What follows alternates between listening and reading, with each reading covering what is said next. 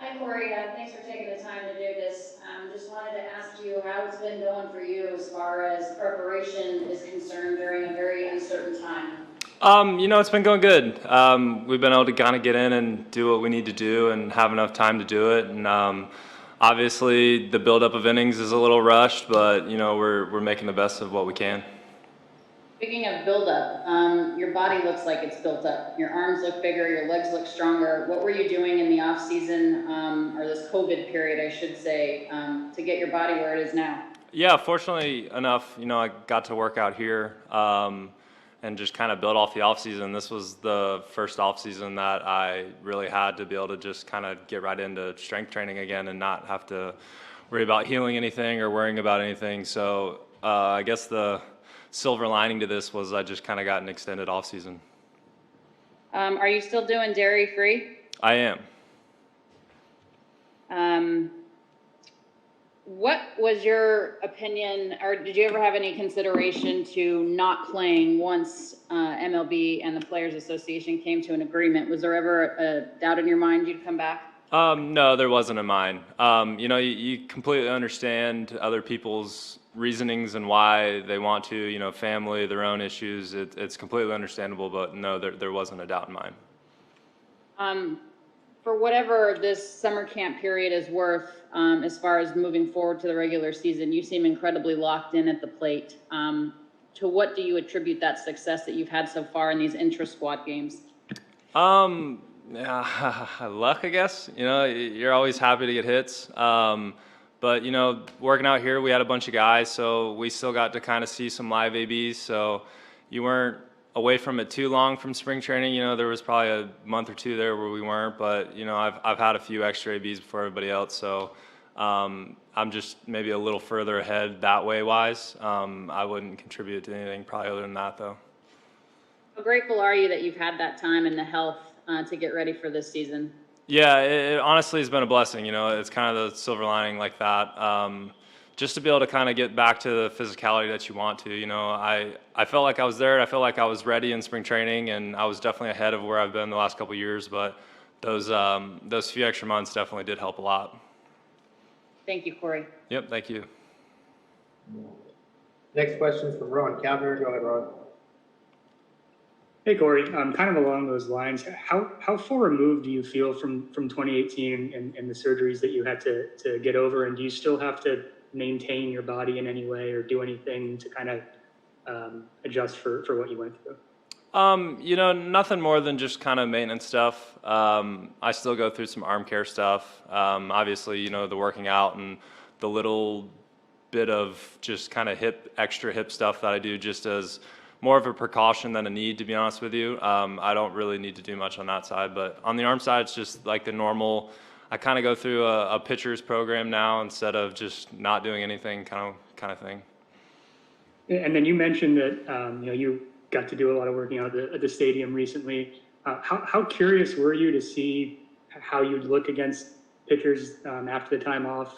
And did you feel as locked in your practicing as you look now? Obviously really fortunate to just kind of be a little bit ahead, but other than that, it was just nice to have some guys around and still kind of feel a part of baseball even without it, so just being around the guys, being able to get a few extra ABs was definitely huge. Thank you. Next question is from Jorge Castillo.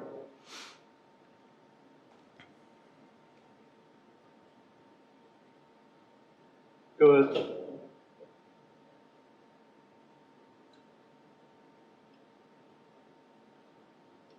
Next question is from JP Hornstra. Go ahead.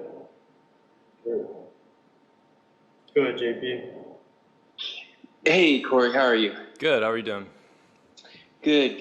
There was a report earlier today saying that 11 umpires were going to be opting out. I'm assuming that they'll be replaced with rookie umpires, part-time umpires. I'm just wondering as a player how much of a difference that makes. Like, do you notice specific instances where the experience level of an umpire really does come into play? It's an interesting, it's kind of like a player's perspective. You understand why those guys opt out and knowing the risks and knowing all that stuff. So, I mean, other than an important playoff game, World Series kind of thing where they got to keep a cooler head, you know, the day-to-day is probably pretty normal. You know, there obviously might be a few hiccups here and there, and more just trying to get to know those guys and knowing new names and stuff like that. That's probably be the biggest difference. Yeah. Thank you. Yep.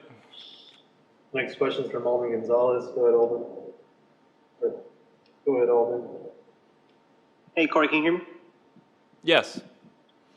Hey, Corey, just I'm curious if Major League Baseball is able to see this season all the way through, and if you guys were to actually win it all this year, how would you feel about a World Series championship this year, maybe compared to other years? And in your mind, would it be lessened in any way, just given circumstances? No, not at all. You know, everybody's going through the same thing.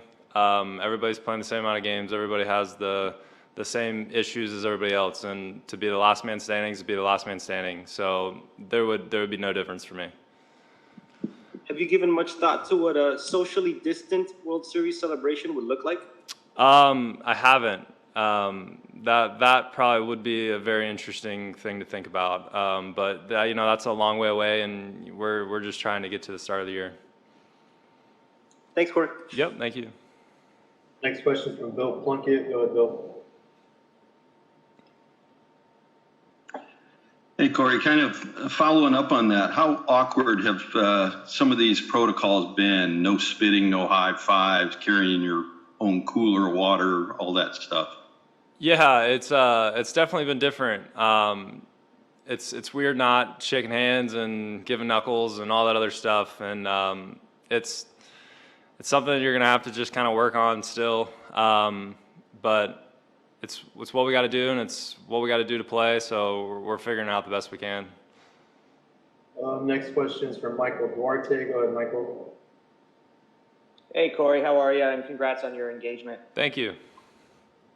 I'm just wondering, you said, you know, you kind of enjoyed that 4-month hiatus a little bit, be able to, you know, get some work in and get ready and get your body and mind ready for the start of this season. But outside of, you know, baseball activities and working out, what kind of sort of leisurely things did you do? I saw you playing golf. So how's your golf swing, and what other things were you doing during that 4-month break? Yeah, my golf swing definitely needs some work. But, you know, spending a lot of time with family, with my fiance, with our dog. You know, it was nice to kind of be able to do that. You know, normally at this time we wouldn't be able to have that, so we definitely took advantage of that for sure. Next question is from Clint Cias. Go ahead, Clint. Hey, Corey. Obviously, you're an admitted video guy. You like being able to kind of see your swing in game and all that. We know there's a lot of changes. We won't say why so much, but is there anything you guys are kind of implementing right now, you know, in these intra-squad games, things you're using to sort of see your swing in real time? You know, honestly, I'm trying to get used to it. Trying to not have that available. Trying to just kind of get through the game, rely on some feels, and not so much going back and looking at film. So it's been interesting so far. It's not necessarily great. You know, you wish you could kind of have that back, but it's what we got to do. So we're moving forward with it. What would you say it seems to be kind of working for you so far? You know, yeah, I guess maybe, but it's definitely one of those things you'd like to have and you'd like to be able to use. Great, thanks. Yep, thank you. We have another question from Alana Rizzo. Go ahead, Alana. Corey, what's the one thing you find yourself catching yourself that you're not allowed to do anymore? Is it, you know, is it the high five? Is it sitting too close to a teammate? What's been the weirdest thing for you to get used to? Yeah, probably the high fives and just kind of in the dugout. You know, it's weird not sitting beside somebody. You know, you kind of do it and you try and move away, and then you're still trying to talk. So definitely the like celebrating on high fives and throwing the ball around, kind of stuff like that. It's been interesting for sure. Thank you, Corey. Thank you. We have another question from Edith Noriega. Go ahead, Edith.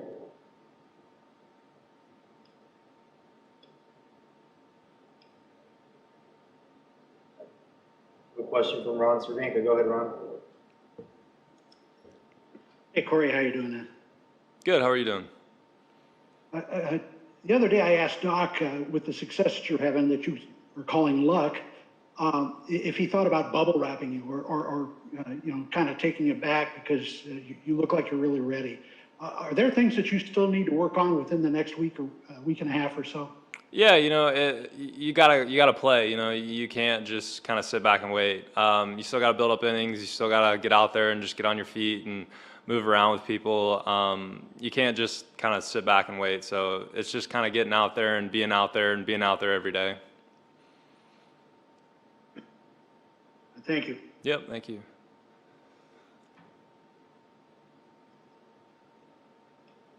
I have one final question from Jorge Castillo. Go ahead. All right, do you hear me now, Corey? Yeah. All right, man. Sorry, apologies for my inability to figure out a laptop. No problem.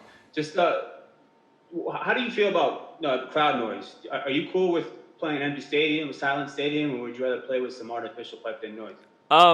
Definitely some artificial noise. The silent games they're tough. It's hard to communicate with your teammates. It's hard to communicate without people hearing.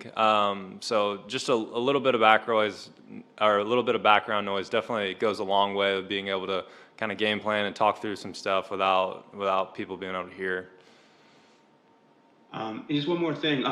Last week, a couple guys mentioned that you guys were in talks, the players themselves, you guys were in talks of having some kind of off-field kind of, I don't know, code of conduct is the right way to go about it, but maybe some rules as to where you guys go, what you guys do.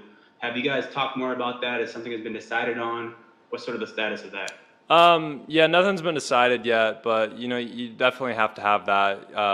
Now more than ever, you kind of have to be responsible what you do when you go home, because if you do something stupid, you put the rest of the team in risk, and it's going to be the last man kind of standing this year. So we need to be smart on and off the field. Cool, thank you. Yep, thank you. Thanks, Corey. Thanks, everyone. Awesome, thank you guys.